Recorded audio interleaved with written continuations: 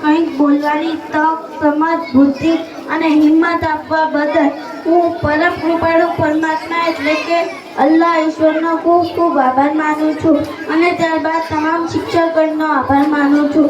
અત્રે ઉપસ્થિત એવા મારા આદરણીય ગુરુજનો તેમજ વહાલા ગામજનો અને મારા વહાલા વિદ્યાર્થી મિત્રોનું હું તમામ શાળા વતી ખૂબ ખૂબ અભિવાદન કરું છું અને 26મી જાન્યુઆરી પ્રજાસત્તાક દિવસની शुभेच्छा पाठवू છું.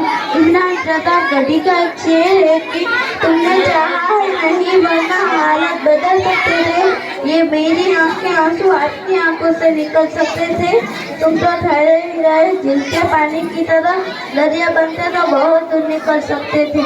આજના આ શુભ દિવસે એકત્રિત થયેલા તમામ લોકોને હું એ કહેવા માંગુ છું કે હું અને તમે જે કિતાબ કુરાનને માનીએ છીએ એ પાક કિતાબની શરૂઆત જે શબ્દથી થઈ છે એ શબ્દ છે ઇકરા. ઇકરાનો મતલબ થાય છે કે પઢો, ઇલ્મ હાસિલ કરો, શિક્ષણ મેળવો. આપણે કુરાનની ઇજ્જત અને એહતરામ કરતા શીખ્યા પણ તેના પર અમલ નથી કરતા.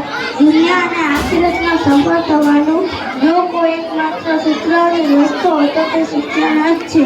હું ધોરણ 4માં અભ્યાસ કરતી આટલી નાની ઉંમરની દીકરી જો તમારા સમક્ષ કંઈક બોલવાની ક્ષમતા મેળવી શકી છું તો તે શિક્ષણથી જ મેળવી શકી છું. શિક્ષણ આપણા વ્યક્તિત્વને નિખારે છે, આપણને સારું જીવન પસાર કરવાનો માર્ગ બતાવે છે, આપણને તંદુરસ્ત રહેવા માટે જ્ઞાન પણ શિક્ષણ મેળવવાથી જ મળે છે. તો શિક્ષણ એ માનવ જીવન માટે એક અત્યંત જરૂરી છે. અહીં પ્રોગ્રામમાં પધારેલા દરેક વાલીઓને અને ગ્રામજનોને હું બે હાથ જોડીને વિનંતી કરવા માંગુ છું કે આપના બાળકોને દિન અને દુનિયાનું શિક્ષણ અપાવો.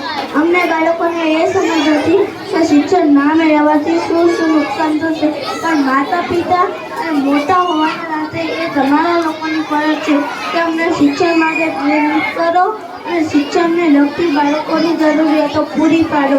કારણ કે બાળક શિક્ષણથી વંચિત રહેશે તો તેમાં એક અને માત્ર એક ગુનેગાર જો કોઈ હશે તો તેના વાલી હશે. ઘણા વાલીઓની ફરિયાદ અથવા બહાનું હોય છે કે છોકરો કે છોકરી નથી ભણવામાં ધ્યાન આપતા.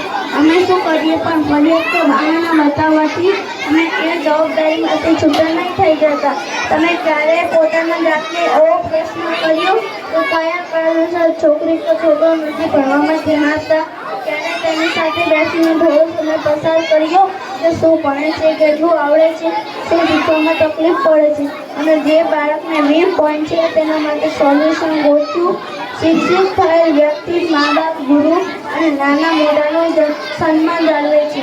અત્યારે બાળકો નાના મોટાની મર્યાદા ન રાખતા હોય તો તેના પાછળ શિક્ષણની ઉણપ અને મા બાપની ગેરકાળજી છે. સમય મર્યાદાને ધ્યાનમાં રાખી હું મારા પ્રવચનને અહીં વિરામ આપું છું. પણ વાલીઓ આ વાતની ખાસ નોંધ લે અને શિક્ષણ વિશે જાગૃત થાય તેવી આશા રાખું છું. ભારત જિંદાબાદ.